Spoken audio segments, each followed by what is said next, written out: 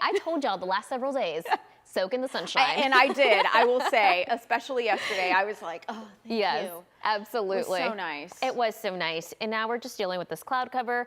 We may see some clearing tomorrow, but for the most part, I'm expecting it to stay kind of like this. We're going to notice the cloud cover. It definitely feels more humid out.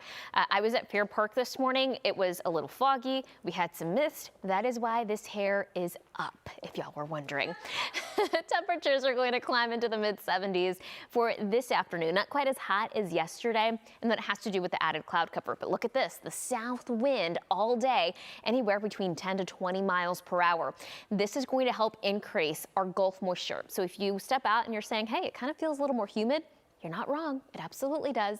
Again, that high climbing to about 76 degrees. That wind stays consistent. It's going to stay breezy through the weekend. It'll stay warm, with morning lows in the 60s, afternoon highs in the 70s, but the rain that is returning Saturday and again Sunday night. So let me talk you through the next several days. This weekend, look at those temperatures climbing into the upper 70s for the afternoon. Drastic drop into the 50s come Monday and Tuesday, all as a cold front moves in late Sunday into Monday.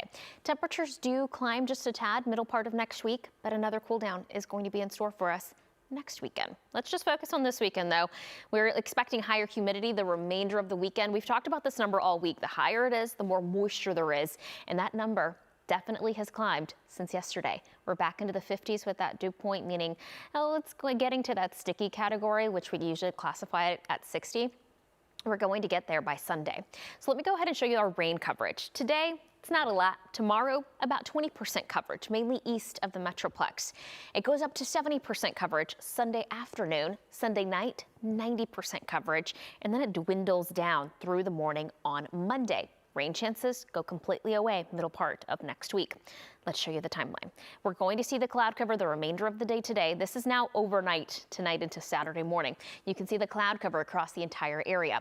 We may see a few showers mainly east of the Metroplex. That's all thanks to the influx of moisture. Did you see that there? But rain coverage is not going to be high. Again, only 20%, and it's not going to be a lot of rain either. Then comes Sunday, our attention turns to the west. That's where we will be watching our next system coming in. That dry line is going to coincide with a lot of this moisture that we have in place, and that's what's going to help spark up showers and thunderstorms mainly west of our area. This is Sunday around 2 in the afternoon. You can see that action in North Texas. It's pretty widespread. That's why we're calling it 70% coverage. And that cold front is then going to approach. It moves through late Sunday into Monday. This is when we could see a few strong storms. So this is after midnight, Sunday into Monday. That moves through pretty quick. By the time sunrise happens on Monday, I think a lot of this activity will be out of here, and then we clear through the day. Storm Prediction Center does have us under a marginal risk across the Metroplex. That's a level 1 out of 5, a very low end threat for any strong storms.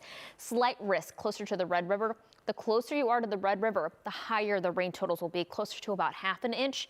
Across the Metroplex, I'm thinking between 1/10 to close to 1/4 inch. Few spotty locations close to ½ an inch, but most of us staying below that threshold. Our 10-day forecast showing temperatures staying rather warm for March standards Saturday and Sunday. Drastic drop Monday, Tuesday with highs in the 50s. And then next week, we're looking at a potential freeze come Friday and Saturday morning. So hold off on the gardening at least for one more week. So